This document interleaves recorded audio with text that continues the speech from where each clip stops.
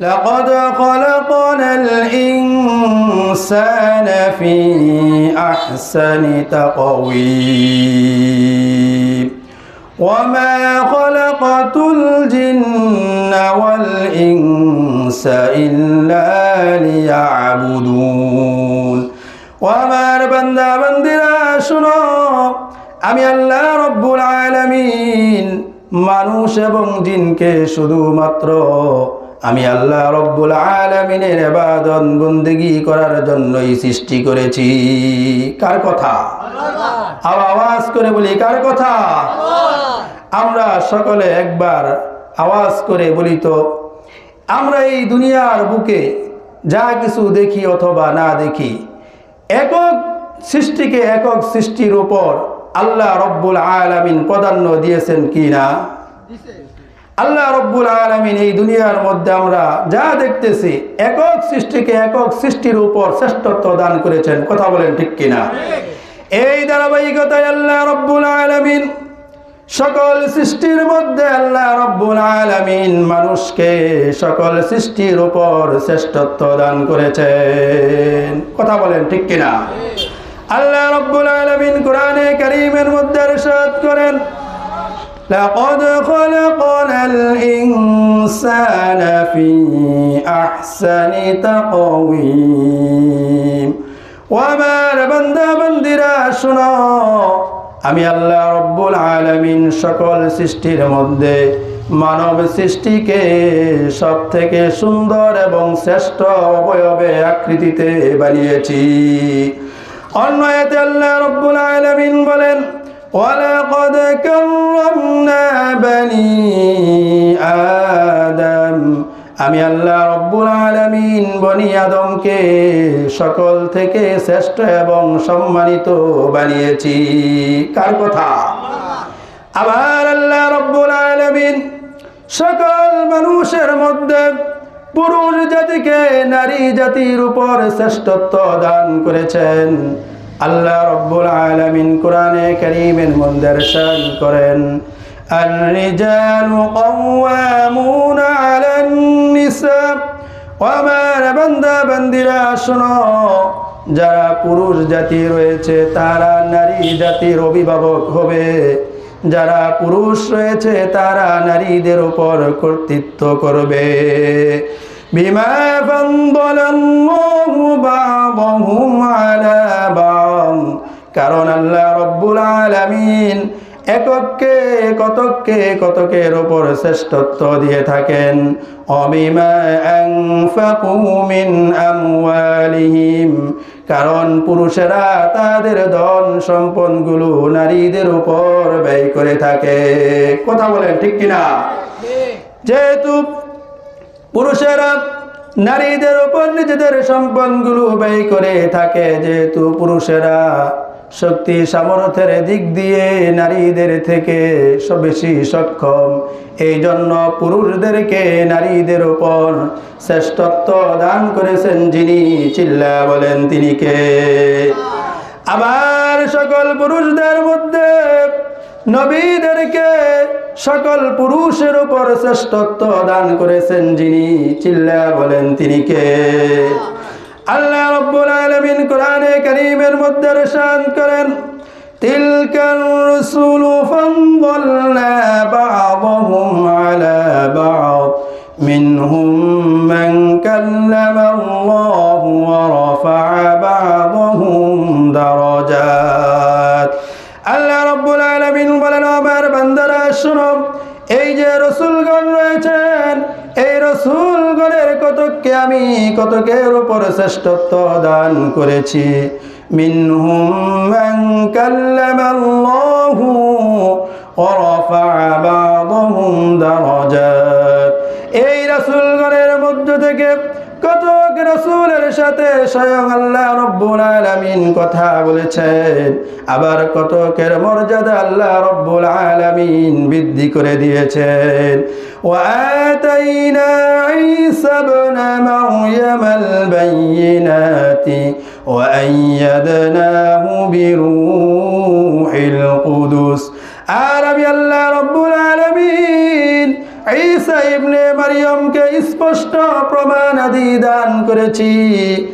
আর আমি আমার নবী হযরত ঈসাকে রূহুল কুদুস অর্থাৎ জিবরাইল আলাইহিস সালাতু ওয়াস সালামের মাধ্যমে শক্তিশালী করেছি।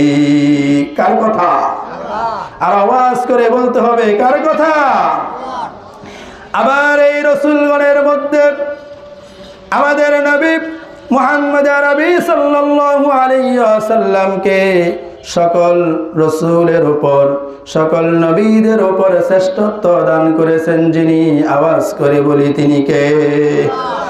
আল্লাহ রাব্বুল আলামিন কোরআনে কারীমের মধ্যে ইরশাদ করেন, মা কানা মুহাম্মাদুন আবা আহাদিম মির রিজালিকুম ওয়ালাকিন রাসূলুল্লাহি ওয়া খাতামান নাবিয়্যিন। আল্লাহ রাব্বুল আলামিন বলেন, আমার বান্দারা শোনো, মুহাম্মদ কোন পুরুষের পিতা নয়, ওয়ালাকিন রাসূলুল্লাহি, বরং আমার নবী মুহাম্মদ হলেন আল্লাহ রাব্বুল আলামিনের রাসূল। ওয়া খাতামান নাবিয়্যিন, আমার নবী মুহাম্মদ হলেন সকল নবীদের শেষ নবী। সুবহানাল্লাহ পড়ি। যেমনি হবে আল্লাহ রাব্বুল আলামিন একক সৃষ্টির উপর শ্রেষ্ঠত্ব দান করেছেন, তেমনি হবে আল্লাহ রাব্বুল আলামিন কতক দিনকে কতক দিনের উপর, কতক মাসকে কতক মাসের উপরও শ্রেষ্ঠত্ব দান করেছেন। আল্লাহ রাব্বুল আলামিন বৎসরে 365 দিন রেখেছেন। এই দিনগুলোর মধ্যে জুমার দিনগুলোকে আল্লাহ রাব্বুল আলামিন সকল দিনের উপর শ্রেষ্ঠত্ব দান করেছেন। আবার আল্লাহ রাব্বুল আলামিন বৎসরে 12টি মাস রেখেছেন। এই 12 মাসের মধ্যে রমজান মাসটাকে সকল মাসের উপর শ্রেষ্ঠত্ব দান করেছেন। কথা বলেন ঠিক কিনা? আল্লাহ রাব্বুল আলামিন কোরআনে কারীমের মধ্যে স্বয়ং ইরশাদ করেন, শাহরু রমাদান আল্লাযী উনজিলা ফীহিল কুরআনু হুদাল লিন্নাস। রমজান মাস হলো এমন এক শ্রেষ্ঠ মাস, এই মাসের মধ্যে আল্লাহ রাব্বুল আলামিন বিশ্ববাসীর হেদায়েতের জন্য মহাগ্রন্থ আল কোরআন নাজিল করেছেন। সকলে চিৎকার করে বলি আল্লাহু আকবার। আল্লাহু আকবার।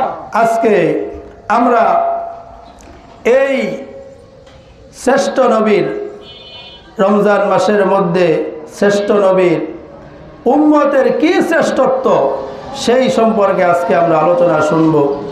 আল্লাহ তাআলা আমাদের সকলকে শ্রেষ্ঠ নবীর উম্মতের কি শ্রেষ্ঠত্ব আল্লাহ রব্বুল আলামিন এই রমজান মাসের মধ্যে রেখে দিয়েছেন, আল্লাহ তাআলা সেই আলোচনাগুলো আমাদের সকলকে মনোযোগ দিয়ে শোনার তৌফিক দান করুন।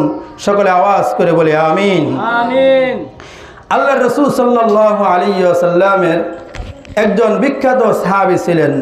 সেই সাহাবীর নাম ছিল হযরত আবু হুরায়রা রাদিয়াল্লাহু তাআলা আনহু। কি নাম বললাম? আবু হুরায়রা। হযরত আবু হুরায়রা রাদিয়াল্লাহু তাআলা আনহু। হযরত আবু হুরায়রা রাদিয়াল্লাহু তাআলা আনহু আল্লাহর রাসূল সাল্লাল্লাহু আলাইহি ওয়াসাল্লামের অন্যতম একজন সাহাবী ছিলেন। হযরত আবু হুরায়রা রাদিয়াল্লাহু তাআলা আনহু সব থেকে বেশি আল্লাহর রাসূল সাল্লাল্লাহু আলাইহি ওয়াসাল্লামের হাদিসগুলো বর্ণনা করেছেন। এই সাহাবী হযরত আবু হুরায়রা এই উম্মতের শ্রেষ্ঠত্ব সম্পর্কে আল্লাহর রাসূল সাল্লাল্লাহু আলাইহি ওয়াসাল্লাম থেকে একটা চমৎকার হাদিস বর্ণনা করেছেন। সেই হাদিসটি হলো হযরত আবু হুরায়রা রাদিয়াল্লাহু তাআলা আনহু বলেন, قال رسول الله صلى الله عليه وسلم أوتي أمتي 5 خصال في رمضان। আল্লাহ রাসূল সাল্লাল্লাহু আলাইহি ওয়াসাল্লাম বলেন, ও আমার সাহাবীরা শোনো, আল্লাহ রাব্বুল আলামিন রমজান মাসের মধ্যে আমার উম্মতকে এমন 5টি বৈশিষ্ট্য শ্রেষ্ঠত্ব দান করেছেন, লাম তুতাহুন্না উম্মাতুন ক্বাবলাহুম। এই শ্রেষ্ঠত্বগুলো আল্লাহ রাব্বুল আলামিন পূর্ববর্তী কোন উম্মতকে দান করেন নাই। আল্লাহ রাব্বুল আলামিন শুধুমাত্র আমার রোজাদার উম্মতকে 5টি শ্রেষ্ঠত্ব দান করেছেন। সুবহানাল্লাহ পড়বেন না? সুবহানাল্লাহ। 5টা বৈশিষ্ট্য, যে বৈশিষ্ট্য আল্লাহ রাব্বুল আলামিন পূর্ববর্তী কোনো উম্মতকে দান করেন নাই, শুধুমাত্র উম্মতে মুহাম্মদী অর্থাৎ আমরা যারা রোজা রাখবো শুধু আমাদেরকে এই 5টা বৈশিষ্ট্য দান করা হয়েছে। তবে এই বৈশিষ্ট্যগুলো পূর্ববর্তী কোনো উম্মতকে দান না করা হলেও নবীদেরকে অবশ্যই দান করা হয়েছে। অর্থাৎ পূর্ববর্তী নবীরা সেই 5টা বৈশিষ্ট্যের অধিকারী হলেও সেই 5টা বৈশিষ্ট্যের অধিকারী পূর্ববর্তী নবীর কোনো উম্মত পায় নাই, কিন্তু আল্লাহ রাব্বুল আলামিন সেই 5টা বৈশিষ্ট্য আমাদের নবীকে দেওয়ার সাথে সাথে এই উম্মতকেও দান করেছেন। সকলে চিৎকার করে বলি আল্লাহু আকবার।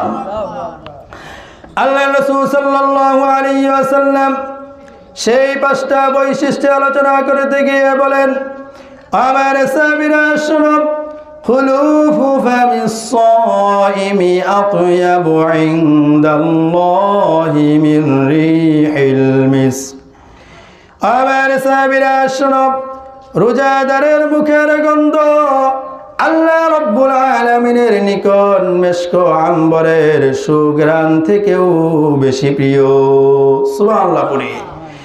একজন মানুষ রোজা রাখার পর তাহার সারাদিন না খাওয়ার দরুন তার মুখের মধ্যে যেই একটা গন্ধ সৃষ্টি হয়, আল্লাহ রাব্বুল আলামিনের কাছে সেই গন্ধটা কোনো গন্ধ নয়। আল্লাহ রাব্বুল আলামিনের কাছে সেই গন্ধটা মেশক আম্বরের সুঘ্রাণ থেকেও বেশি প্রিয়।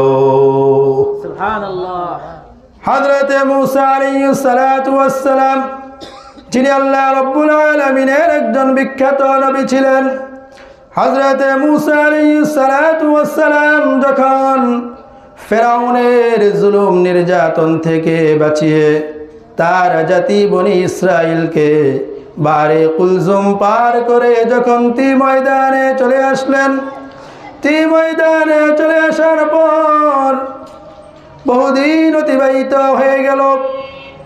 বনি ইসরাইল তি ময়দানের মধ্যে বসে বসে মান্নার সালোয়া খায় আর দিন কাটায়।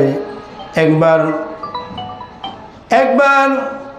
বনি ইসরাইল হযরতে মূসা আলাইহিস সালাতু ওয়াস সালামের কাছে এসে বলল, হে আল্লাহর নবী মূসা, আমরা এই তি ময়দানের মধ্যে খাচ্ছি আর ঘুমাচ্ছি, আমাদের জন্য আপনি এক কাজ করেন, আল্লাহ রাব্বুল আলামিনের কাছে আবেদন করে আমাদের জন্য কিছু বিধান নিয়ে আসেন, ইবাদত নিয়ে আসেন, যে ইবাদতগুলো করে করে আমরা আমাদের সময়গুলো পার করব।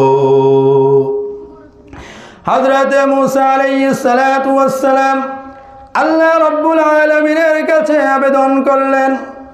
আল্লাহ রাব্বুল আলামিনকে বললেন, হে পরওয়ারদিগার, আমার উম্মত বনি ইসরাইলকে আপনি কিছু বিধান দান করেন, যে বিধানগুলো তারা পালন করে আপনার নৈকট্যশীল বান্দায় পরিণত হতে পারে। আল্লাহ রাব্বুল আলামিন তখন হযরতে মূসা আলাইহিস সালাতু ওয়াস সালামকে বললেন, ও আমার নবী মূসা, আপনি তুর পর্বতে চলে আসেন। তুর পর্বতের মধ্যে আপনি আসার পর তুর পর্বতের মধ্যে আপনি একাধারে 30 দিন ইতিকাফ করেন, রোজা রাখেন। তারপর আমি আপনার কাঙ্ক্ষিত কিতাব তাওরাত কিতাব আপনাকে আমি দান করব। হযরতে মূসা আলাইহিস সালাতু ওয়াস সালাম আল্লাহ রাব্বুল আলামিনের আদেশ মোতাবেক বনি ইসরাইলের দায়িত্বভার হযরতে হারুন আলাইহিস সালাতু ওয়াস সালামকে দিয়ে তিনি তুর পর্বতের মধ্যে চলে আসলেন। তুর পর্বতের মধ্যে এসে তিনি একাধারে একে একে 30 দিন তিনি ইতিকাফ করলেন, রোজা রাখলেন। 30 দিন যখন অতিবাহিত হইল, তখন তিনি তাওরাত কিতাব আনার জন্য আল্লাহ রাব্বুল আলামিনের কাছে তুর পর্বতে আবার যাবেন। ঠিক সেই সময় তিনি অনুভব করলেন দীর্ঘদিন রোজা রাখার কারণে তিনার মুখের মধ্যে এক ধরনের গন্ধ সৃষ্টি হয়েছে। এই জন্য তিনি চিন্তা করলেন, যেহেতু তাওরাত কিতাব আনতে যাব, এই জন্য ভালো করে মুখটা পরিষ্কার করে যাই। এই জন্য তিনি ভালো করে মেসওয়াক করলেন। ভালো করে মেসওয়াক করে তিনি রোজার দরুন মুখের মধ্যে যেই গন্ধ সৃষ্টি হয়েছিল, সেই গন্ধ তিনি মেসওয়াক করে দূর করে ফেললেন। আর রোজাদারের মুখের দুর্গন্ধ মেশক আম্বরের সুঘ্রাণ থেকেও প্রিয় যেই সত্তার নিকট, চিল্লায়া বলেন তিনি কে? এই জন্য আল্লাহ রাব্বুল আলামিন হযরতে মূসা আলাইহিস সালাতু ওয়াস সালামকে বললেন, আমার নবী মূসা শুনো, রোজাদারের মুখের গন্ধ আমি আল্লাহ রাব্বুল আলামিনের নিকট মেশক আম্বরের সুঘ্রাণ থেকেও বেশি প্রিয়। আপনি যেহেতু আপনার মুখের সেই ঘ্রাণ আপনি মেসওয়াক করে দূর করে ফেলেছেন, অতএব আপনি অতিরিক্ত আরো 10টা রোজা রাখেন। হযরতে মূসা আলাইহিস সালাতু ওয়াস সালাম তারপর অতিরিক্ত আরো 10টা রোজা রাখলেন। এইভাবে হযরতে মূসা আলাইহিস সালাতু ওয়াস সালাম 40টা রোজা রাখার পর আল্লাহ রাব্বুল আলামিনের কাছ থেকে সেই সুঘ্রাণ নিয়ে তিনি তাওরাত কিতাব গ্রহণ করলেন। আল্লাহ রাব্বুল আলামিন সেই ঘটনা কোরআনে কারীমের মধ্যে বর্ণনা করতে গিয়ে বলেন, ওয়া'আদনা মূসা 30 লাইলা, আমি আল্লাহ রাব্বুল আলামিন মূসাকে 30 রাত্রের ওয়াদা করেছিলাম। ওয়া'আতমামনাহা বি'আশ, আর সেই 30 রাত্রকে আমি আল্লাহ রাব্বুল আলামিন আরো 10 রাত্রির মাধ্যমে পূর্ণ করলাম। সুম্মা ফাতাম্মা মিকাতু রাব্বিহি 40 লাইলা, এইভাবে তাহার রবের নির্দিষ্ট সময় 40 রাত্রে গিয়ে পূর্ণ হলো। সুবহানাল্লাহ পড়ি। সুবহানাল্লাহ। তাহলে আমাদের এই উম্মতের রোজাদার যারা আছে তাদের 1 নম্বর বৈশিষ্ট্য হলো যে তাদের মুখের দুর্গন্ধ আল্লাহ রাব্বুল আলামিনের নিকট মেশক আম্বরের সুঘ্রাণ থেকেও বেশি প্রিয়। এজন্যই মুহাদ্দিসিন একরাম বলেন যে সর্বশেষ যেই সময়টা থাকে, অর্থাৎ আসরের পরের যেই সময়, এই সময়ে মেসওয়াক করা মাকরু, করতে পারেন সমস্যা নাই।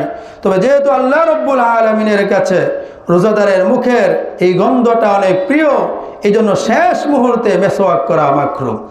যাই হোক, তাহলে আমরা 1 নম্বর যেই শ্রেষ্ঠত্ব, এই রোজাদার উম্মতের শ্রেষ্ঠত্ব সম্পর্কে জানতে পারলাম, সেটা হলো তাদের মুখের দুর্গন্ধ আল্লাহ রাব্বুল আলামিনের নিকট মেশক আম্বরের সুঘ্রাণ থেকেও বেশি প্রিয়। তারপর আল্লাহ নবী সাল্লাল্লাহু আলাইহি ওয়াসাল্লাম 2 নম্বরে শ্রেষ্ঠত্বের কথা বর্ণনা করতে গিয়ে বলেন, ওয়াতাস্তাগফিরু লাহুমুল ঈতানু হাত্তা ইউফতিরু, আল্লাহর রাসূল বলেন, ও আমার সাহাবীরা শোনো, রোজাদারের জন্য সমুদ্রের মাছগুলো আল্লাহ রাব্বুল আলামিনের কাছে দোয়া করতে থাকেন, আর এই দোয়া ততক্ষণ পর্যন্ত করতে থাকেন যতক্ষণ পর্যন্ত রোজাদার ইফতার না করে। অর্থাৎ রোজাদার যখন রোজা রাখা আরম্ভ করে, রোজা রাখা আরম্ভ করার সাথে সাথে সমুদ্রের মাছগুলো রোজাদারের জন্য আল্লাহ রাব্বুল আলামিনের কাছে ক্ষমার প্রার্থনা করতে থাকে। তারপর যখন সূর্য অস্ত যায়, রোজাদার যখন ইফতার করে ফেলে, তখন মৎস্যরাজি তাদের দোয়া করা বন্ধ করে। এই হাদিসের এই অংশটুকুর ব্যাখ্যা করতে গিয়ে মুহাদ্দিসিন একরাম বলেন যে এর দ্বারা শুধু সমুদ্রের মাছ দোয়া করা উদ্দেশ্য নয়, বরং সমস্ত সৃষ্টি রোজাদারের জন্য দোয়া করা হলো উদ্দেশ্য। কি জন্য? আল্লাহ রাসূল সাল্লাল্লাহু আলাইহি ওয়াসাল্লাম এক হাদিসের মধ্যে ইরশাদ করেছেন, আল্লাহ রাব্বুল আলামিন যখন কোন বান্দাকে মুহাব্বত করেন, ভালোবাসেন, তখন আল্লাহ রাব্বুল আলামিন আরশের পাশে উপবিষ্ট হযরতে জিবরাইল আলাইহিস সালাতু ওয়াস সালামকে ডেকে বলেন, ও আমার ফেরেশতা জিবরাইল শোনো, আমি আল্লাহ রাব্বুল আলামিন জমিনের অমুক ব্যক্তিটাকে মুহাব্বত করি, ভালোবাসি, অতএব তুমিও সেই ব্যক্তিটাকে ভালোবাসো, মুহাব্বত করো। হযরতে জিবরাইল আলাইহিস সালাতু ওয়াস সালাম এই কথা শোনার সাথে সাথে জমিনের সেই ব্যক্তিটাকে ভালোবাসা শুরু করে, আর সাথে সাথে আসমানের ফেরেশতাদের মধ্যে ঘোষণা করে, আসমানের ফেরেশতারা শুনো, আল্লাহ রাব্বুল আলামিন জমিনের অমুক ব্যক্তিটাকে ভালোবাসে, মুহাব্বত করে, অতএব তোমরাও সেই ব্যক্তিটাকে ভালোবাসো, মুহাব্বত করো। হযরতে জিবরাইল আলাইহিস সালাতু ওয়াস সালামের এই ঘোষণা শোনার সাথে সাথে আসমানের সকল ফেরেশতারা সেই ব্যক্তিকে ভালোবাসতে থাকে, মুহাব্বত করতে থাকে। তারপর আসমানের ফেরেশতারা জমিনের মধ্যে কর্মরত ফেরেশতাদেরকে ডেকে বলেন, ও জমিনের ফেরেশতারা শুনো, আল্লাহ রাব্বুল আলামিন জমিনের অমুক ব্যক্তিটাকে ভালোবাসেন, মুহাব্বত করেন, অতএব তোমরাও সেই ব্যক্তিটাকে ভালোবাসো, মুহাব্বত করো। এই কথা শোনার সাথে সাথে জমিনের সকল ফেরেশতারা সেই ব্যক্তিটাকে ভালোবাসতে থাকে, সেই ব্যক্তিটাকে মুহাব্বত করতে থাকে। তারপর জমিনের ফেরেশতারা সমস্ত জমিনের মধ্যে ঘোষণা করতে থাকে, ও জমিনবাসী শোনো, হে জমিনের মানুষেরা শোনো, ও জমিনের পর্বতমালাগুলো শোনো, হে জমিনের প্রাণীগুলো শোনো, আল্লাহ রাব্বুল আলামিন জমিনের অমুক ব্যক্তিটাকে ভালোবাসেন, মুহাব্বত করেন, অতএব তোমরাও সেই ব্যক্তিটাকে ভালোবাসো, মুহাব্বত করো।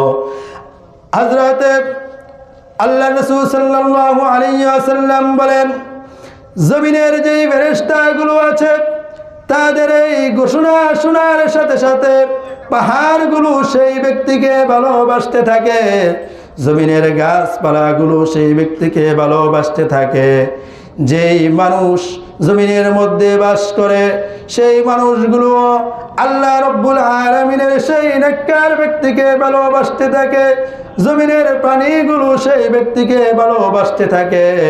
এমনকি গর্তের মধ্যে যেই পিপিলিকা রয়েছে সেই পিপিলিকাগুলো পর্যন্ত সেই ব্যক্তিকে ভালোবাসতে থাকে। সমস্ত জমিনের সকল প্রাণীকুলগুলো সেই ব্যক্তিকে ভালোবাসতে থাকে।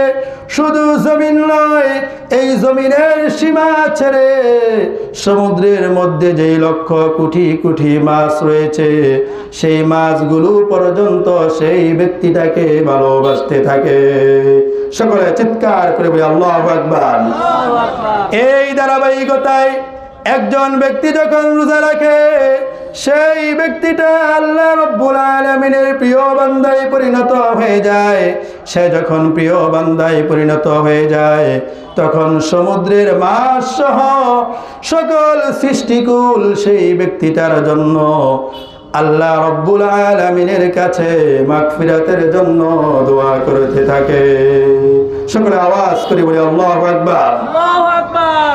এই হলো এই উম্মতের, রোজাদার উম্মতের 2 নম্বর বৈশিষ্ট্য, যে এই উম্মতের মধ্যে যাহারা রোজা রাখবে তাহাদের জন্য সমুদ্রের মাছ সহ বিশ্বের সকল বস্তুগুলো তাহাদের জন্য আল্লাহ রাব্বুল আলামিনের কাছে আবেদন করে, আল্লাহ আপনি এই ব্যক্তিটাকে মাফ করে দেন।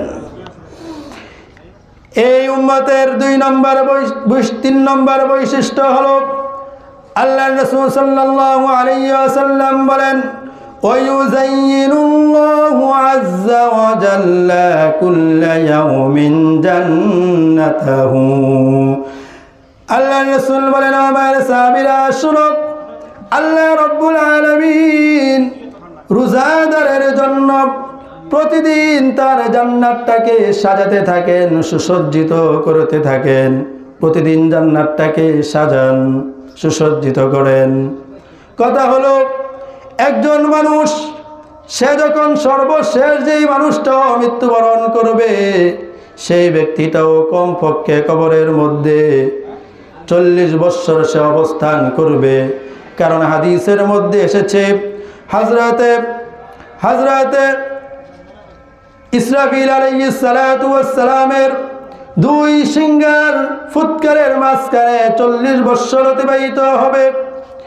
সেই হিসাবে একজন ব্যক্তি যে সর্বশেষ মৃত্যুবরণ করবে সেও কবরের মধ্যে 40 বছর থাকবে, হাসর নাসর লম্বা সময়। এখন কথা হলো, এর তো পূর্বেই আল্লাহ রাব্বুল আলামিন জান্নাতি ব্যক্তির জান্নাতটাকে কি জন্য সাজিয়ে রাখেন, আবারও একদিন সাজান না, প্রতিদিন সাজাতে থাকেন। আসল কথা হলো, আমাদের বাড়িতেও যখন কোনো বিবাহের অনুষ্ঠান হয় বা বড় ধরনের কোনো অনুষ্ঠান হয়, তখন মেহমানদের সম্মানের কারণে আমরা পূর্ব থেকেই 10 দিন 15 দিন 1 মাস পূর্ব থেকেই আমাদের ঘর বাড়িগুলো আমরা সাজাতে থাকি, তাদের যেন কোনো কষ্ট না হয়। কথা বলেন ঠিক কিনা? আল্লাহ রাব্বুল আলামিন তিনি নিজেও এই জান্নাতি মেহমান, কেমন জান্নাতি মেহমান, আল্লাহ রাসূল সাল্লাল্লাহু আলাইহি ওয়াসাল্লাম অন্য এক হাদিসের মধ্যে ইরশাদ করেন, যাকে আল্লাহ রাব্বুল আলামিন সবথেকে ছোট্ট জান্নাতটা দিবেন, সেই জান্নাতটাও হবে এই দুনিয়ার 10 দুনিয়ার সমান। অতএব এর থেকেই বোঝা যায়, একক জান্নাতি সে শুধু জান্নাতি নয়, একক জান্নাতি সে 10 দুনিয়ার সমান রাজত্বের বাদশা। কথা বলেন ঠিক কিনা? এই জন্য আল্লাহ রাব্বুল আলামিন সেই বাদশাহী জান্নাতের জন্য প্রতিদিন জান্নাতটাকে সাজাতে থাকেন। এটাও সকল ব্যক্তির জন্য নয়, যারা রমজান মাসের মধ্যে 30টা রোজা রাখবে ওই সমস্ত ব্যক্তিদের জন্য, জান্নাতীদের জন্য আল্লাহ রাব্বুল আলামিন প্রতিদিন জান্নাতটাকে সাজাতে থাকেন। সকলে আরো আওয়াজ করে বলি সুবহানাল্লাহ। এটা হলো এই উম্মতের, রোজাদার উম্মতের 3 নম্বর বৈশিষ্ট্য। 4 নম্বর বৈশিষ্ট্যের কথা বর্ণনা করতে গিয়ে আল্লাহ রাসূল সাল্লাল্লাহু আলাইহি ওয়াসাল্লাম বলেন, وَتُسَفَّدُ فِيهِ مَرَادَةُ الشَّيَاطِينِ। আল্লাহ রাসূল বলেন, আমার সাহাবীরা শোনো, এই রমজানের মধ্যে আমার উম্মতের খাতিরে আল্লাহ রাব্বুল আলামিন শয়তানগুলোকে আবদ্ধ করে রাখেন। অন্য হাদিসের মধ্যে আল্লাহ রাসূল সাল্লাল্লাহু আলাইহি ওয়াসাল্লাম বলেন, ইযা কানা আউয়ালু লাইলাতিন মিন শাহরি রমাদান সুফিদাতিশ শায়াতিনু ওয়া মারাদাতুল জিন্নি। আল্লাহ রাসূল বলেন, আমার সাহাবীরা শোনো, রমজানের প্রথম রজনী আসার সাথে সাথে আল্লাহ রাব্বুল আলামিন শয়তান এবং দুষ্ট জিনগুলোকে শিকল দিয়ে আবদ্ধ করে রাখেন। ওয়া গুল্লিকান আবওয়াবুন নার, আর জাহান্নামের দরজাগুলোকে বন্ধ করে দেন। ফালাম ইফতাহ মিনহা বাব, আর রমজান শেষ না হওয়া পর্যন্ত একটা দরজাও আল্লাহ রাব্বুল আলামিন আর খুলেন না। ওয়া ফুতিহান আবওয়াবুল জান্নাহ, আর আল্লাহ রাব্বুল আলামিন রমজানের প্রথম রজনী আসার সাথে সাথে জান্নাতের 8টি দরজা একে একে খুলে দেন। ফালাম ইউগলাক মিনহা বাব, আর তার থেকে একটা দরজাও আর বন্ধ করেন না যতক্ষণ না পর্যন্ত রমজান মাস শেষ না হয়। যেহেতু আল্লাহ রাব্বুল আলামিন এই মাসের মধ্যে শয়তানগুলোকে আবদ্ধ করে রাখেন, শয়তানগুলোকে আবদ্ধ করে রাখেন, এর একটা জ্বলন্ত প্রমাণ আমরা সচক্ষেও দেখতে পাই। কেমন প্রমাণ?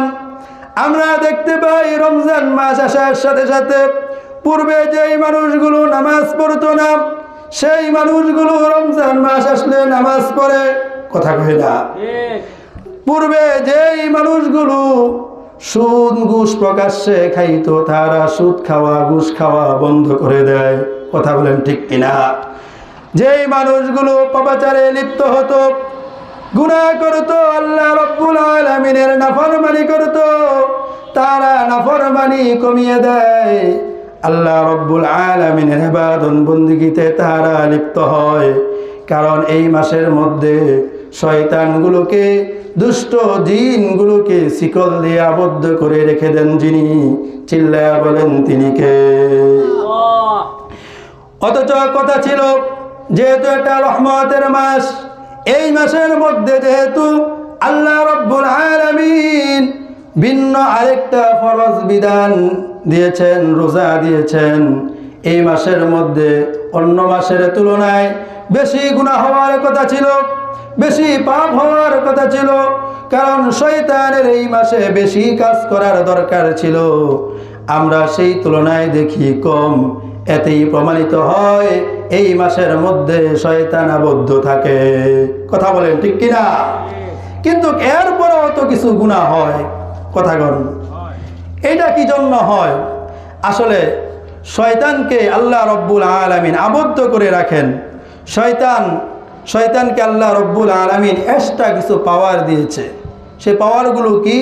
সে দূর থেকে, বহু দূর থেকে আপনার মনে, আমার মনে সে কুমন্ত্রণা দিতে পারে।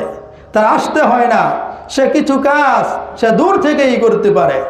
যেই রকমভাবে হযরতে আদম এবং হাওয়া আলাইহিমুসসালাতু ওয়াসসালাম, এই দুইজন নবী এবং নবী পত্নীকে জান্নাতের মধ্যে রেখে দিয়েছেন, শয়তানকে তো জান্নাতে রাখা হয় নাই। কথা বলেন ঠিক কিনা?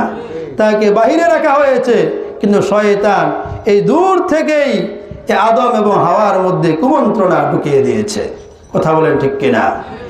এই জন্য যাদের মধ্যে কিছু ভালো হওয়ার আকাঙ্ক্ষা, ইচ্ছা থাকে, এই রমজান মাসের মধ্যে শয়তান তাদেরকে কুপকাত করতে পারে না। কিন্তু যাদের মধ্যে ভালো হওয়ার, রোজা রাখার, নামাজ পড়ার কোনো ইচ্ছাই থাকে না, আল্লাহ রব্বুল আলামিনের ঠেকা লাগছে না তাকে গাড়ি ধরে নামাজ পড়াইতে। কথা বলেন ঠিক কিনা? শয়তান যখন সেই দূর থেকে যখন তাদেরকে যখন ফোকাস দেয়, তখন তার আগের গুনাহগুলোর মধ্যে আবার লিপ্ত হয়। যাই হোক, এই মাসের মধ্যে রোজাদারের সম্মানার্থে শয়তানগুলোকে আবদ্ধ করে রাখেন যিনি। চিল্লায়া বলেন তিনি কে? আল্লাহ। 5 নম্বর বৈশিষ্ট্য হলো আল্লাহর রাসূল সাল্লাল্লাহু আলাইহি ওয়াসাল্লাম বলেন, ওয়া মান সাবিরা শুনুম ওয়া ইগফারু লাহুম ফি আখিরি লাইলিহি। আল্লাহ রাব্বুল আলামিন রমজানের শেষ রজনীতে সকল রোজাদারের গুনাহগুলোকে মাফ করে দেন। সাহাবায়ে কেরাম যখন এই কথাটা শুনলেন, তারা ভাবলেন শেষ রজনী বলতে কি বুঝাচ্ছে আল্লাহর রাসূল? যেহেতু রমজানের শেষ রজনী, রমজানের শেষ 10 দিনে যেহেতু শবে কদর হয়, আল্লাহর রাসূল সাল্লাল্লাহু আলাইহি ওয়াসাল্লাম হয়তো এই হাদিসের মাধ্যমে শবে কদরের কথা বলছেন। এই জন্য সাহাবায়ে কেরাম আল্লাহর রাসূল সাল্লাল্লাহু আলাইহি ওয়াসাল্লামকে ডেকে বললেন, ইয়া রাসূলুল্লাহ, আইয়া লাইলাতুল কদর। আপনি শেষ রজনী বলে যেই রাত্রের কথা বলছেন, সেই রাত্রটা কি লাইলাতুল কদর? সেই রাত্রটা কি কদরের রাত্রি? আল্লাহর রাসূল সাল্লাল্লাহু আলাইহি ওয়াসাল্লাম বলেন, ও আমার সাহাবীরা শোনো, আল্লাহ না, সেই রাত্রটি লাইলাতুল কদর নয়, ওয়ালাকিন্নাল আমিলা ইন্নামা ইউওয়াফা আজরাহু ইযা ক্বাদা আমালাহু। ও আমার সাহাবীরা শোনো, যখন কোন শ্রমিক তাহার কাজ শেষ করে, তখন দায়িত্ব হলো তাহার পারিশ্রমিক তাকে সাথে সাথে দিয়ে দেওয়া। ও আমার সাহাবীরা শোনো, যেহেতু সকল রোজাদার তার রোজাগুলোকে শেষ রজনীর মাধ্যমে পূর্ণ করে, এই জন্য আল্লাহ রব্বুল আলামিন রমজানের শেষ রজনীতে সকল রোজাদারের সকল গুনাহগুলোকে মাফ করে দেয়। সুবহানাল্লাহ। সকলে আর আওয়াজ করে বলি সুবহানাল্লাহ।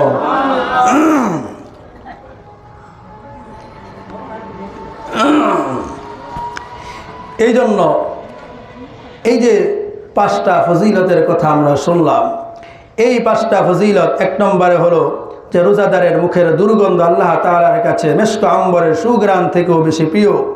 2 নম্বরে হলো যে রোজাদারের জন্য সমুদ্রের মাছ সহ সকল সৃষ্টি মাগফিরাতের দোয়া করতে থাকেন। 3 নম্বরে হলো তাহার জন্য জান্নাতটাকে প্রতিদিন সাজানো হয়। 4 নম্বরে হলো রোজাদারের সম্মানার্থে আল্লাহ রব্বুল আলামিন দুষ্ট জিনগুলোকে আবদ্ধ করে রাখে। 5 নম্বরে হলো রমজানের শেষ রজনীতে তাহাকে পূর্ণভাবে মাফ করে দেওয়া হয়। এই যে 5টা ফজিলত, এই 5টা ফজিলত আল্লাহ রব্বুল আলামিন কাকে দান করবে? যেই ব্যক্তি রমজান মাসে রোজা রাখে না বা মাঝে মাঝে রাখে, তাহাকে দান করবে। সকলে আর আওয়াজ করে বলেন, তাকে দান করবে। এই 5টি ফজিলত দান করবে যেই ব্যক্তি রমজান মাসে পূর্ণ মাস রোজা রাখবে। কথা বলেন ঠিক কিনা? এই জন্য পূর্ণ রমজান মাসে রোজা রাখার দরকার আছে কি নাই? আছে। সকলে আর আওয়াজ করে বলেন, দরকার আছে কি নাই? আছে। কে কে আমরা এই রমজানে পূর্ণ 1 মাস রোজা রাখবো? হাত তুলে দেখাই। আল্লাহ তাআলা আমাদের সকলকে কবুল করুক। সকলে আওয়াজ করে বলি আমিন। হাত নামাই। এই যে রমজান মাস, এই রমজান মাসের রোজা এটা ফরজ করেছেন কে? আল্লাহ। আর আওয়াজ করে বলতে হবে কে? আল্লাহ। আল্লাহ রাব্বুল আলামিন কোরআনে কারীমের মধ্যে ইরশাদ করেন, ইয়া আইয়ুহাল্লাযীনা আমানু কুতিবা আলাইকুমুস সিয়াম কামা কুতিবা আলাল্লাযীনা মিন ক্বাবলিকুম লাআল্লাকুম তাত্তাকুন। আল্লাহ রাব্বুল আলামিন বিশ্বের সকল ইমানদারদেরকে ডাক দিয়ে বলেন, ও ইমানদারেরা শুনো, কুতিবা আলাইকুমুস সিয়াম, তোমাদের উপর রমজান মাসে রোজাকে ফরজ করে দেয়া হয়েছে। কামা কুতিবা আলাল্লাযীনা মিন ক্বাবলিকুম, যেমনি ভাবে তোমাদের পূর্ববর্তী উম্মতদের উপর এই রোজাকে ফরজ করে দেওয়া হয়েছিল। সুবহানাল্লাহ পড়ি। সুবহানাল্লাহ।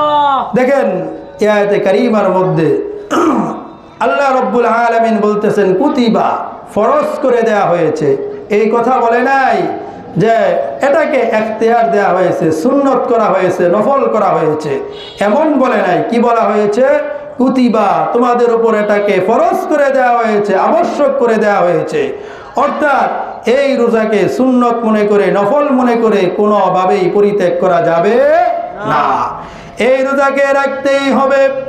আবার আল্লাহ রব্বুল আলামিন আমাদের মনের দুঃখকে দূর করার জন্য সাথে সাথে এই কথাও বলে দিয়েছেন, হে আমার বান্দারা, পূর্ণ রমজান মাস তোমাদের রোজা রাখতে কষ্ট হবে, এটা আমি ভালো করেই জানি।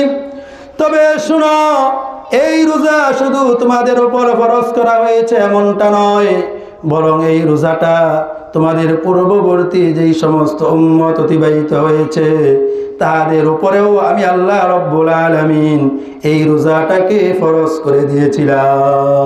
চিৎকার করে বলে আল্লাহু আকবার। অতএব তারা যদি রাখতে পারে, তোমরাও রাখতে পারবে। তারা যদি এই রোজার হক আদায় করতে পারে, তোমরাও আদায় করতে পারবে।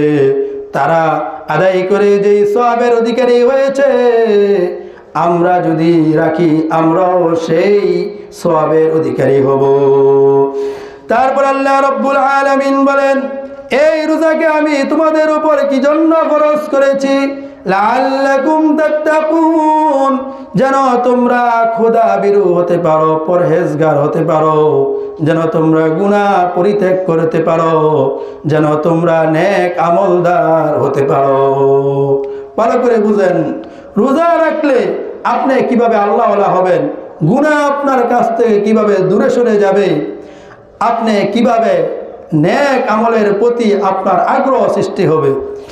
আল্লাহ রব্বুল আলামিন রোজাটা শুদ্ধ হওয়ার জন্য যেই সমস্ত পদ্ধতিগুলো বলে দিয়েছে, আমরা যদি সেই পদ্ধতিগুলো যদি 1 মাস যদি পালন করি, একজন মানুষ অটোমেটিক সে গুনাহ ছেড়ে দিয়ে সে আল্লাহ তাআলার ওলিতে পরিণত হয়ে যাবে। কিভাবে? আল্লাহ রব্বুল আলামিন রোজা পূর্ণাঙ্গভাবে শুদ্ধ হওয়ার জন্য বলেছেন, হাত দিয়ে কোনো গুনাহ করা যাবে না। হাত দিয়ে যদি গুনাহ করা হয়, হাতের গুনাহ শেষ। চোখ দিয়ে কোনো গুনাহ করা যাবে না। চোখ দিয়ে যদি গুনাহ করা হয় তাহলে চোখের রোজা শেষ। মুখ দিয়ে কোনো গুনাহ করা যাবে না, মুখ দিয়ে গুনাহ করলে মুখের রোজা শেষ।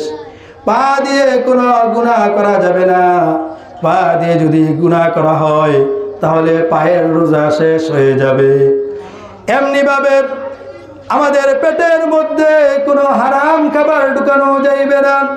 হারাম খাবার যদি ঢুকাই তাহলে আমাদের পেটের রোজা শেষ। কথা বলেন ঠিক কিনা? এইভাবে যদি কোনো ব্যক্তি 30 দিন সে যদি গুনার থেকে বেঁচে থাকে তাহলে সেই ব্যক্তি এমন অভ্যাসে পরিণত হবে যে সে রমজানের পরেও সেই ব্যক্তিটা আর গুনাহ করবে না, সে আল্লাহ রব্বুল আলামিনের ওলিতে পরিণত হয়ে যাবে। কথা কোন ঠিক কিনা?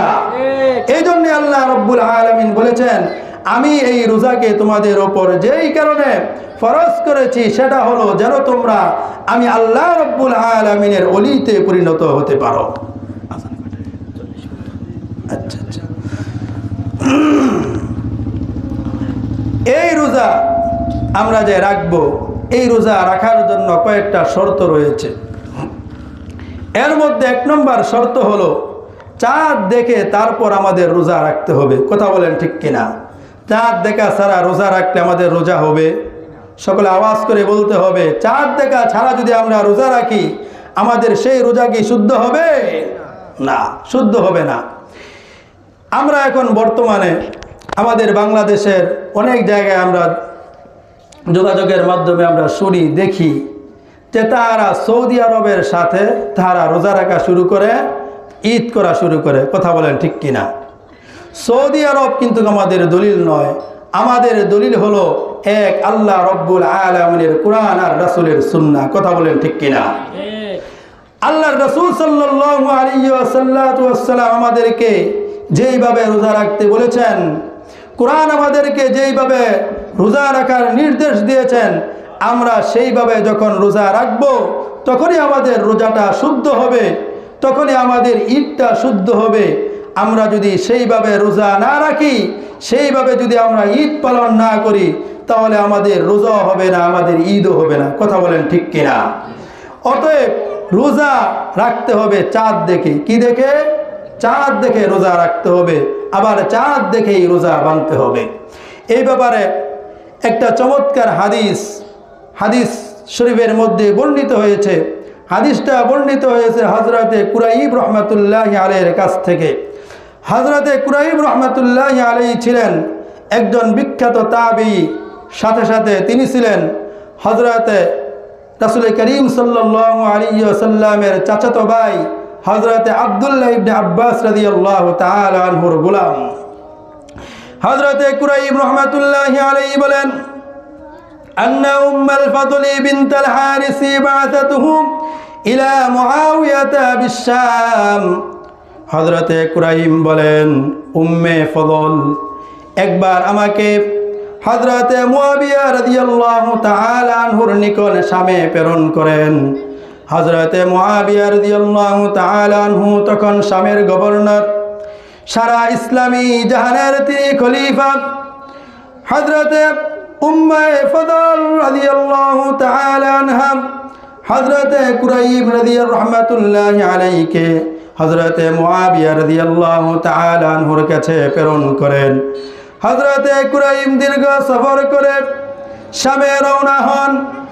শামে রওনা হবার পর তিনি বলেন, আমি আমার কাজগুলো শেষ করলাম। ওয়াস্তুহিল্লা আলাইয়া হালালু রমাদান। আমি যখন শামের মধ্যে ছিলাম, শামের মধ্যে থাকা অবস্থায় আমি রমজানের চাঁদ দেখলাম। রমজানের চাঁদ যেই দিন আমি দেখেছিলাম সেই দিনটা ছিল জুমার রাত্র। জুমার রাত্রে আমি রমজানের চাঁদ দেখলাম। একটা জিনিস বুঝবেন, আরবিতে রাত্র আগে আসে, জুমার দিন। জুমার দিনের রাত্রে চাঁদ দেখার অর্থ হলো যে রাত্রটা চলে গেছে সেই রাত্রে তিনি চাঁদ দেখেছেন। জুমার দিন চাঁদ দেখার পর তিনি রোজা রাখা শুরু করেন। হযরতে কুরাইব রাদিয়াল্লাহু আনহু বলেন, ফাকাদিমতুল মাদিনাতা ফি আখিরিশ শাহর। আমি রমজানের শেষ দিকে মদিনার মধ্যে আগমন করলাম। মদিনার মধ্যে আগমন করার পর আব্দুল্লাহ ইবনে আব্বাস রাদিয়াল্লাহু তাআলা আনহু আমাকে ডেকে বললেন, ও কুরাইব, তুমি তো শাম থেকে এসেছো, শামের মধ্যে তুমি চাঁদ কবে দেখেছো, কোন দিন দেখেছো? হযরতে কুরাইব রাহমাতুল্লাহি আলাইহি বলেন, হে আল্লাহর রাসূলের সাহাবী, আমি শামের মধ্যে থাকা অবস্থায় আমি জুমার দিন আমি চাঁদ দেখেছি। জুমার রজনীতে আমরা চাঁদ দেখেছি। জুমার দিন থেকে আমরা রোজা শুরু করেছি। এবার হযরত আব্দুল্লাহ ইবনে আব্বাস রাদিয়াল্লাহু তাআলা আনহু বলেন, আমরা তো জুমার রজনীতে চাঁদ দেখি নাই, আমরা জুমার পরের দিন শনিবার দিনের রাত্রে আমরা চাঁদ দেখেছি। অর্থাৎ শনিবার রাত্র বলতে দিন গিয়ে আগের রাত্র আমরা চাঁদ দেখেছি। হযরত আব্দুল্লাহ ইবনে আব্বাস রাদিয়াল্লাহু তাআলা আনহু বলেন, ও কুরাইব শুনো, শামের মধ্যে আমাদের একদিন আগে চাঁদ দেখা গেছে, আমরা একদিন পরে চাঁদ দেখেছি। অতএব তোমার রোজা আমাদের রোজা থেকে একটা বেশি, কিন্তু আমরা যতক্ষণ পর্যন্ত 30টা রোজা পূর্ণ না করব অথবা আমরা চাঁদ না দেখব ততক্ষণ পর্যন্ত আমরা আমাদের রোজাকে ভাঙব না। এবার কুরাইব বলেন, আল্লাহর রাসূলের সাহাবী মুআবিয়া রাদিয়াল্লাহু তাআলা আনহু চাঁদ দেখেছেন। সেই চাঁদ দেখার পর মুআবিয়া রাদিয়াল্লাহু তাআলা আনহু রোজা রেখেছেন।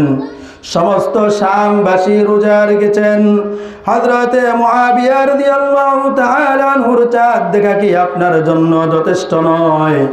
এবার হযরতে আব্দুল্লাহ ইবনে আব্বাস রাদিয়াল্লাহু তাআলা আনহু বলেন, ও কুরাইব শোনো, লা, হযরতে মুআবিয়া রাদিয়াল্লাহু তাআলা আনহুর চাঁদ দেখা আমাদের জন্য যথেষ্ট নয়, কারণ আল্লাহর রাসূল সাল্লাল্লাহু আলাইহি ওয়াসাল্লাম আমাদেরকে এমনটাই আদেশ করেছেন, আমরা যেন চাঁদ দেখে রোজা রাখি, আর চাঁদ দেখেই যেন আমরা রোজা ভঙ্গ করি।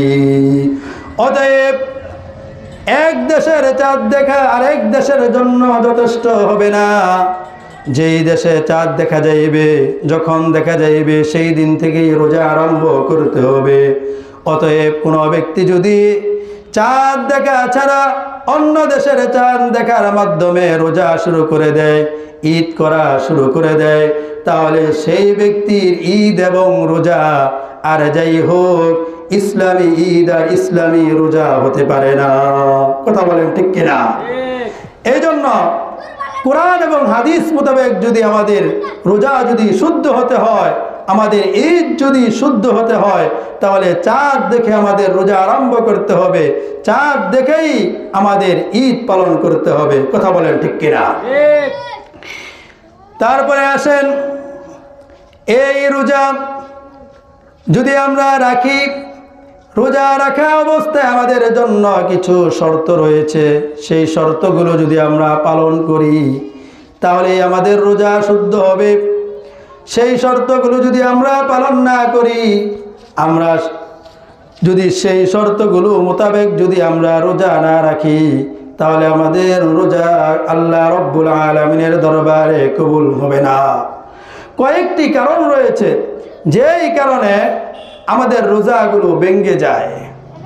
এই কারণগুলো আমাদের অবশ্যই প্রত্যেকের জানার দরকার। কথা বলেন ঠিক কিনা? যেই কারণে আপনার রোজা ভেঙে যাবে, অনেক কারণে রোজা মাকরুহ হয়, তার থেকেও বেশি জরুরি হলো যেই কারণে আপনার রোজাটা একেবারে ভেঙে যায়। এর মধ্যে 1 নম্বর কারণ হলো, যেই কারণে রোজা ভেঙে যায় তার 1 নম্বর কারণ হলো আপনি যদি কোনো কিছু খান, আপনি কিছু খাইলে আপনার রোজা ভেঙে যাবে। যেইভাবেই হোক আপনি খাইলে আপনার রোজা ভেঙে যাবে। কোনোভাবে যদি আপনার বাহিরের কোনো জিনিস, কোনো বস্তু আপনার পেটের ভিতরে চলে যায়, তাহলে আপনার রোজা ভেঙে যাবে। এই জন্য রোজা ভাঙ্গার 1 নম্বর কারণ হলো কোনো কিছু খাওয়া। 2 নম্বরে হলো আপনি যদি কোনো কিছু পান করেন, কোনো কিছু পান করলে আপনার রোজা ভেঙে যাবে। এখন বিড়ি খেলে কি রোজা ভাঙবো? অবশ্যই ভাঙবে। কথা কোন ঠিক কিনা? বিড়ি সিগারেট কোনো ব্যক্তি যদি খায় তাহলে তার রোজা ভেঙে যাবে। একজনে বিড়ি খাচ্ছে, আপনি জানেন এই দোয়াটা আমার ভিতর চলে যাইতে পারে, এখানে আমি বসলে সেই জায়গার মধ্যে আপনার বসা যাইবে? বসা যাবে না। কারণ এই দোয়াটা যদি কোনোভাবে আপনার ভিতরে চলে যায়, আপনি জানেন এই জায়গায় বসলে আপনার এই দোয়াটা চলে যাইতে পারে, তাহলে আপনার সেই জায়গায় আপনার জন্য বসা জায়েজ হবে না। 3 নম্বরে হলো, আপনি যদি দিনের বেলায় যদি স্ত্রীর সাথে মিলন করেন, সহবাস করেন, তাহলে আপনার রোজা ভেঙে যাবে। এই হলো মোট 3টা কারণ। এই 3টা কারণ স্পষ্টভাবে কোরআনে কারীমের মধ্যে উল্লেখ রয়েছে। এছাড়াও হাদিসের মধ্যে একটা কারণ বলা হয়েছে, সেটা হলো কোনো ব্যক্তি যদি রোজা রেখে সে যদি ইচ্ছা করে মুখ ভরে বমি করে, তাহলেও তার রোজা ভেঙে যাবে। রোজা রাখা অবস্থায় ইচ্ছে করে মুখ ভরে যদি বমি করে, তাহলে তার রোজা ভেঙে যাবে। অনিচ্ছায় যদি হয়ে যায়, তাহলে রোজা ভাঙবে না। মনে করেন সাহারির সময় খুব খাইছে, খাওয়ার পরে এখন আর রাখতে পারতেছে না, এখন বমি হয়ে গেছে অনিচ্ছায়, এটা রোজা ভাঙবে না। আরেকটা হলো রাখতে পারতেছে না, কষ্ট হচ্ছে, অনেক খাইছে, আঙ্গুল ঢুকিয়ে তারপর কি করেছে, ছেড়ে দিয়েছে, বমি করেছে, তাহলে এই জায়গার মধ্যে যেহেতু ইচ্ছাকৃত হয়েছে, এটা যদি সুবে সাহাদে উঠার পরে যদি হয়ে থাকে, তাহলে তার রোজাটা ভেঙে যাবে। এজন্য এই বিষয়গুলো আমাদের খেয়াল রাখতে হবে। এছাড়া কিছু বিষয় আছে যেগুলো আমরা ধারণা করি এগুলো করলে রোজা ভেঙে যাবে। সেগুলো হলো, যদি ইঞ্জেকশন দেওয়া হয় রোজার মধ্যে, তাহলে রোজা ভাঙবে না। কারণ ইঞ্জেকশনের বিষয়টা হলো রোগের ভিতরে যায়, এই জন্য রোগের ভিতরে যদি কোনো কিছু ঢুকে, তাহলে রোজা ভাঙবে না। যদি পেটের ভিতরে কোনো কিছু ঢুকে যায়, তাহলে রোজা ভেঙে যাবে। এই জন্য এই সমস্ত বিষয়গুলো আমাদের লক্ষ্য রাখতে হবে। কোনো ব্যক্তি যদি এই সমস্ত বিষয়গুলো যদি করে ফেলে, তাহলে তাহার রোজা ভেঙে যাবে। কোনো ব্যক্তি যদি এই সমস্ত বিষয়গুলো ইচ্ছে করে, তাহলে রোজা তো ভাঙবেই, সাথে সাথে তাহার 60টা রোজা ধারাবাহিকভাবে রেখে একটা রোজার ক্ষতিপূরণ দিতে হবে। এই জন্য এই রোজা ভাঙ্গা যাবে। কথা বলেন, আপনার তো 30টা রোজা রাখতে আমাদের কষ্ট হয়, এখন যদি একটা যদি ইচ্ছা করে যে ভেঙ্গে, তারপর যদি আমরা যদি 60টা জরিমানা দিতে হয়, তাহলে আমাদের আর উপায় থাকবে না। কথা বলেন ঠিক কিনা? এক সাহাবী হযরত আবু হুরায়রা রাদিয়াল্লাহু তাআলা আনহু বলেন, আতাহু রাজুলুন, এক সাহাবী আল্লাহর রাসূল সাল্লাল্লাহু আলাইহি ওয়াসাল্লামের নিকট আগমন করলেন। আল্লাহর রাসূল সাল্লাল্লাহু আলাইহি ওয়াসাল্লামের নিকট আগমন করে বললেন, ইয়া রাসূলুল্লাহি হালাকতু, ও আল্লাহর নবী, আমি তো ধ্বংস হয়ে গেছি, আমি তো ধ্বংস হয়ে গেছি। আল্লাহর রাসূল সাল্লাল্লাহু আলাইহি ওয়াসাল্লাম বলেন, ও আমার সাহাবী, তোমাকে আবার কোন জিনিস ধ্বংস করে দিল? তুমি কিভাবে ধ্বংস হলে? সাহাবী জবাব দেয়, আকাতু আলা মারাতি ফি রমাদান, ইয়া রাসূলুল্লাহ, ইয়া হাবিবাল্লাহ, আমি রমজানের দিনের বেলায় আমি আমার স্ত্রীর সাথে মিলন করে ফেলেছি। আল্লাহর রাসূল সাল্লাল্লাহু আলাইহি ওয়াসাল্লাম বলেন, ও আমার সাহাবী, তুমি শান্ত হও, ভয়ের কোনো কারণ নেই। আল্লাহ রাব্বুল আলামিন তোমাকে এই গুনাহ থেকে মুক্তির পথ বলে দিয়েছেন। ও আমার সাহাবী, হাল তাস্তাতিউ আন তুতিকা রাকাবা, ও আমার সাহাবী, তুমি কি একটি গোলাম আযান করতে পারবে? তুমি যদি একটি গোলাম আযান করে দাও, তাহলে এই রোজা ভাঙ্গার কারণে তুমি যেই গুনাহ করেছো, সেই গুনাহ থেকে তুমি মুক্তি পেয়ে যাবে।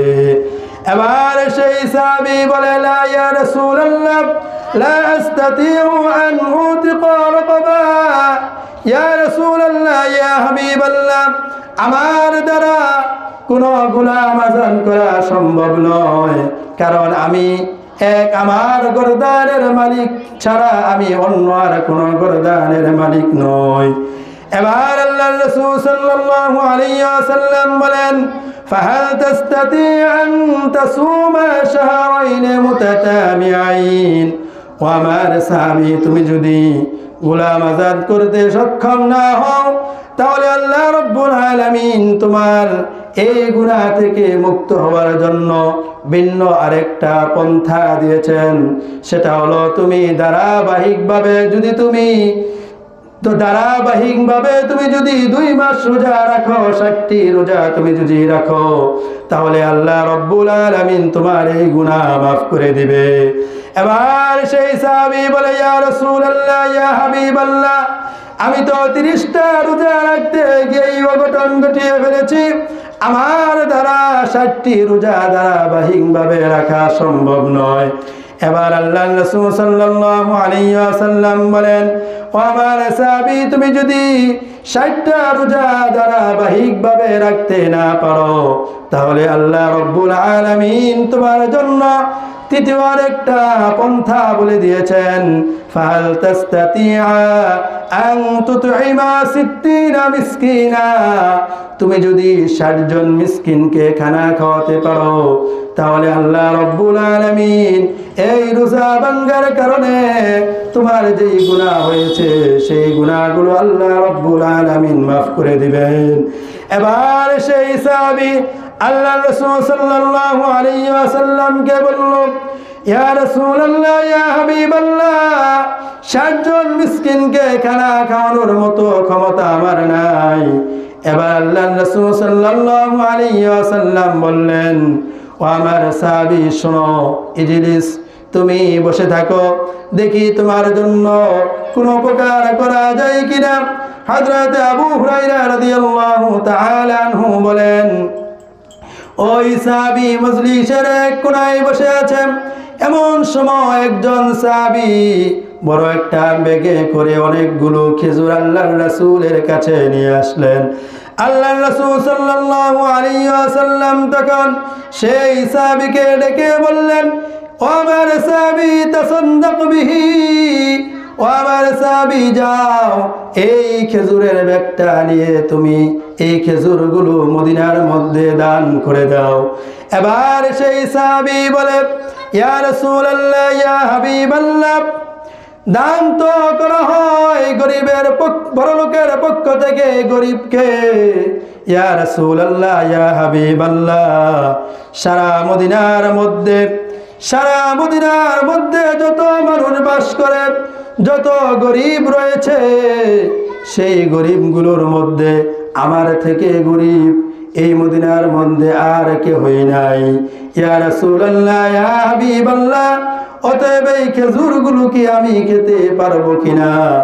হযরত আবু হুরায়রা রাদিয়াল্লাহু তাআলা আনহু বলেন, আল্লাহর রাসূল সাল্লাল্লাহু আলাইহি ওয়াসাল্লাম সেই সাহাবীর কথা শুনে দহিকা, আল্লাহর রাসূল সাথে সাথে হেসে দিলেন। তারপর সেই সাহাবীকে বললেন, ও আমার সাহাবী, যাও, ফাখুয ওয়া আতইমুহু আহলাকা, যাও, তুমি এই খেজুরগুলো নিয়ে যাও, এই খেজুরগুলো তুমি তোমার পরিবারকে খাইয়ে দাও। তবে স্মরণ রেখো, এই সুযোগটা শুধুমাত্র তোমার জন্য, তোমার পর আর কেউ নিজের কাফারা নিজে খেতে পারবে না। চিৎকার করে বলি আল্লাহু আকবার। আল্লাহু আকবার। যাই হোক, এই হাদিসের মাধ্যমে আমরা জানতে পারলাম, কোনো ব্যক্তি যদি ইচ্ছাকৃতভাবে একটা রোজা ভেঙে ফেলে, তাহলে তার কাফারা দিতে হবে, ক্ষতিপূরণ দিতে হবে। তার 1 নম্বর ক্ষতিপূরণ হলো, সর্বপ্রথম যেটা, যদি সে কোনো গোলামের মালিক থাকে, তাহলে গোলাম আজাদ করতে হবে।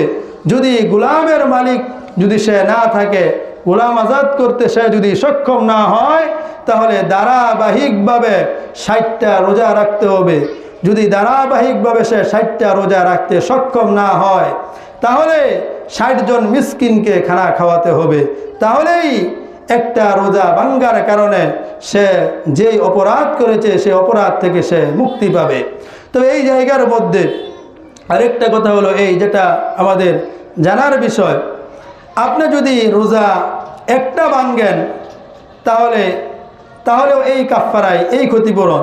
যদি 30টা ভাঙ্গেন, তারপরে একই কাফারা। এরকম নয় কোনো ব্যক্তি 10টা রোজা ভেঙে ফেলেছে, তার জন্য ধারাবাহিকভাবে 30টা 60টা রোজা ধারাবাহিক রাখতে হবে, এইরকম নয়। 30 বার ধারাবাহিকভাবে 60টা রোজা রাখতে হবে এমনটা নয়। অর্থাৎ আপনার রোজা একটা ইচ্ছাকৃতভাবে ভাঙ্গুক, 2টা ভাঙ্গুক, 3টা ভাঙ্গুক, কাফারা একটাই, সেটা হলো কি রমজান শেষ হবার পর 60টা রোজা ধারাবাহিকভাবে রাখতে হবে। যদি সক্ষম না হয় তাহলে সেই ব্যক্তি 60 জন মিসকিনকে খানা খাওয়াবে। সক্ষম না এটা বোঝা যাবে কিভাবে? একজন ব্যক্তি সে এমনি বললো আমি সক্ষম রাখতে পারি না, আমি তো রাখতে পারি না। সে দুনিয়া সব করতে পারে, কাজ করতে পারে, খেতে কামারে সব কাজ করতে, রোজা রাখতে পারে না, এটা হলো বাহানা। এই ওজরে কাজ হবে না। আপনি দুনিয়া সব করতে পারেন, আপনি কাফারার ক্ষেত্রে এসে বলবেন যে আমি রাখতে পারি না, এটাকে উজুর বলে না, এটাকে বলা হয় বাউতাবাজি। অতএব আপনি যদি সব কাজ করতে পারেন তাহলে আপনি 60টা রোজাও ধারাবাহিকভাবে রাখতে পারবেন। আপনার জন্য 60টা রোজাই রাখতে হবে। আপনার টাকা আছে বলে আপনি 60 জন মিসকিনকে এনে খানা খাইয়ে দেবেন। আপনি রোজা রাখা না রেখে আপনি যেই গুনাহ অর্জন করেছেন এই গুনাহ থেকে আপনি মুক্তি পাবেন না। যাই হোক, হ্যাঁ, কোনো ব্যক্তি যদি এইরকম যদি হয় যে সে এমন বার্ধক্যে সে উপনীত